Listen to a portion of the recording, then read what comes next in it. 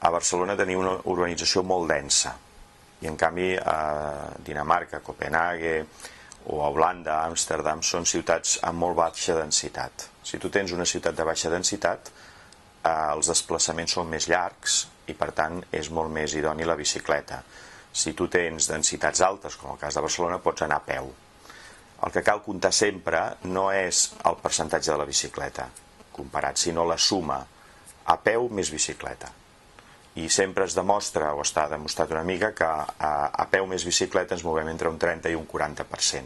Llavors, les ciutats daneses o holandeses tenen un percentatge molt elevat de bicicleta, que pot arribar al 35 i a Copenhague doncs, fins al 50%, però ens moríem al voltant del 35%, i en canvi a peu és molt petit, tenen un 1%.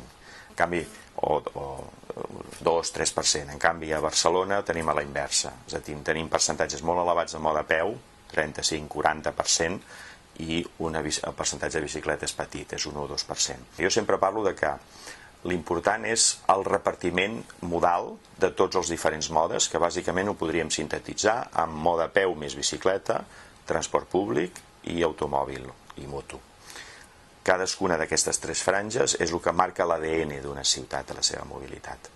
I jo sí que crec que en el cas de Barcelona podríem augmentar una mica més el mode a peu i una mica més la bicicleta. I aquest augment de bicicleta, que va ser de l'1% abans del bicing al 3% amb el bicing, crec que podríem arribar al 5, al 6, al 7.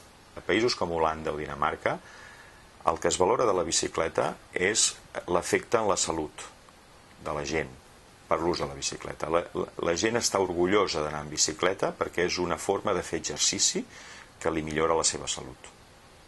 El dia que entenguem aquí que la bicicleta l'hem de promocionar per un tema de salut, la bicicleta augmentarà. Nosaltres estem en una etapa de transició, i l'etapa de transició hem d'acceptar-la, i per tant hem de construir en els propers 2, 3, 4 anys uns codis de convivència. I per tant jo el que proposaria és que hi haguessin debats públics, que hi hagués un programa de televisió on es debatés aquest tema, on una mica s'arribés a acords, on hi hagués una voluntat d'entesa d'arribar a uns codis. Partim de l'axioma de que haurem de conviure, i que per tant en alguns llocs haurem de trobar codis de convivència i que en els altres ens podrem segregar. Per tant, hem d'aclarir sota quins criteris podem estar segregats, quan és possible estar segregats i quan no podem estar segregats, quins han de ser els codis de convivència. I és una mica aquest el tracte. Llavors, per exemple, el ciclista, si està en una vorera, el que sí que té clar és que no pot circular al costat de la façana. Ha de circular a l'altra banda, perquè és un punt de risc, per si una persona surt d'una façana, d'una porta d'una casa, doncs aquest és un risc de col·lisió. És important que controli la velocitat, perquè no pot tenir la mateixa velocitat quan està en calçada que quan està en vorera. Per exemple, que un vianant ha de saber que quan un ciclista li toca el timbre, no és perquè s'aparti, sinó que sàpiga que és que ell passarà i que si el vianant es queda quiet, el ciclista passarà perfectament. Amb la introducció del bicing es va fer un gran esforç d'introduir carrils bici, i això ha sigut un pas endavant. Jo crec que hi ha que acabar de mallar-la. Nosaltres vam fer un article precisament on una mica fèiem aquesta proposta de mallatge. Jo el que trobo més important sobretot és entendre que els carrils bici han de tenir continuïtat. Per exemple, trobo escandalós el disseny que s'ha fet a l'Avinguda Roma. Els carrils bici no tenen continuïtat. Estan mal dissenyats. És a dir, hi ha un carril bici senyalitzat i al final acaba amb una voravia sense rampa. No té sentit. L'altre tema per mi essencial és que la bici està molt condicionada pel pendent. Per tant, és inacceptable que es tregui el carril bici a la diagonal, perquè la diagonal és una via d'un 2%. Els carrers que tenen una continuïtat per sota del 2% són ideals per la bici, a més, és igual que la Meridiana. Per tant, aquests llocs són essencials. Ara, per sort, sembla ser que finalment han preservat el carril bici a la diagonal, però hi ha hagut moments que es dubtava, quan és precisament la via més important de la ciutat. I després, les parts altes, buscar els carrers que tenen menys pendent. I per això cal agafar els carrers en traçats de ferrocarril. Per exemple, Via Augusta, Balmes. Jo crec que és important que els carrils bici que serveixen per anar d'un lloc a l'altre de la ciutat tinguin una bona canalització de la ona verda semafòrica. Que a nosaltres ens agrada com a usuaris de l'automòbil que el carrer Aragó té continuïtat d'ona verda, doncs al carrer Consell de Cent i al carrer Diputació també haurien de tenir ona verda per vianants i per ciclistes, que és el que fan a Suïssa. El model Zona 30 que apareix a França no és el model que s'aplica segons normativa a Barcelona. Una zona 30 per mi és aquella zona a la qual el vianant pot creuar en qualsevol lloc. Si no, no és zona 30, que és el que defineix la zona 30 a França. En aquest sentit, el que sí que trobo que és molt important, que i ara s'està fent una mica, i que penso que ha sigut un canvi, és que abans només dibuixaven un 30. Ara posen un 30 i un ciclista. Doncs hi ha d'haver un nou codi de circulació, un nou codi entre els ciutadans, que és que un cotxe ha d'acceptar perfectament que si una bicicleta circula per zona 30, el cotxe ha de seguir la bicicleta i ha d'anar al darrere d'ell, perquè la bicicleta està per davant de l'automòbil, en zona 30. Això encara no és un codi que estigui acceptat.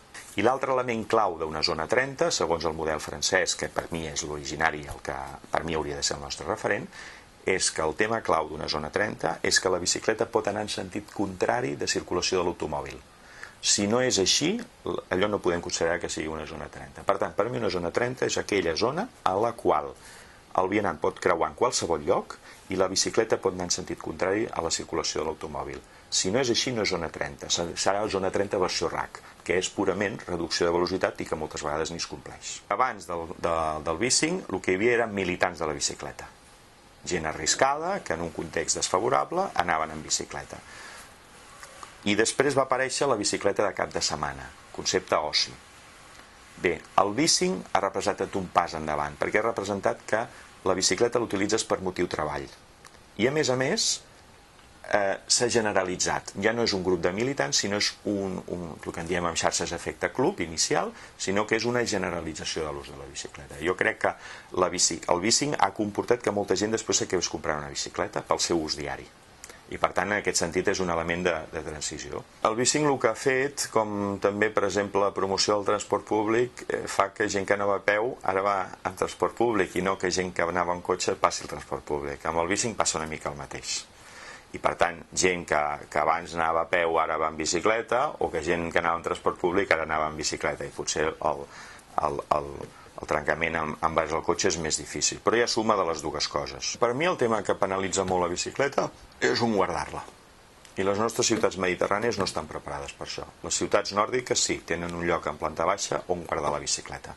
Nosaltres estem en zona densa i per tant hem de ser creatius. Una possibilitat és, ara que hi ha tants baixos abandonats per la crisi, poder tenir una espècie de pàrquing en un d'aquests baixos. Això és una modalitat que havíem intentat amb el BAC poder implementar, que no hem arribat a concretar, però que seria una bona idea. Jo crec que l'Ajuntament té locals que no utilitza i que es podrien utilitzar per això. En quant a modalitats de pàrquing de bicicleta, igual que la moto, hi ha un ordre de prioritats en pagament. Allà on no hi ha espai, doncs hi haurà que pagar. I igual que amb el cotxe, hem de fer una mica el mateix esquema. Finalment, la bicicleta és un nou mode de transport, i com nou mode de transport doncs, també ha de tenir la seva assegurança i ha de tenir els vehicles han d'estar matriculats. Jo trobo que això és positiu, sobretot pel tema de robaments, i aquest és un tema clau, perquè el que penalitza més l'ús de la bicicleta és que no hi hagin espais dedicats a la bicicleta, carrils bici, i que no hi hagi seguretat en l'aparcament i per tant que hi hagi perill de robament. I l'altra cosa és que evidentment una persona que circula en bicicleta pot generar danys a tercers i també pot tenir problemes en un accident i per tant hi ha que tenir una assegurança. Per tant, per mi és evident que la bicicleta ha de tenir matriculació i assegurança. Això és un tema clau. El tema del casc, aquí jo crec que només cal aplicar el sentit comú. I el sentit comú que ens diu? Mirar el que han fet en altres llocs. A Dinamarca, a Copenhague, on el 55% de la gent va en bicicleta, el 90% dels ciclistes no porten casc. Això ens posa en evidència que, evidentment, el casc és un tema d'opció personal. Per tant, crec que no mereixeria cap discussió. Qui s'entesta en imposar el casc és que no en té res.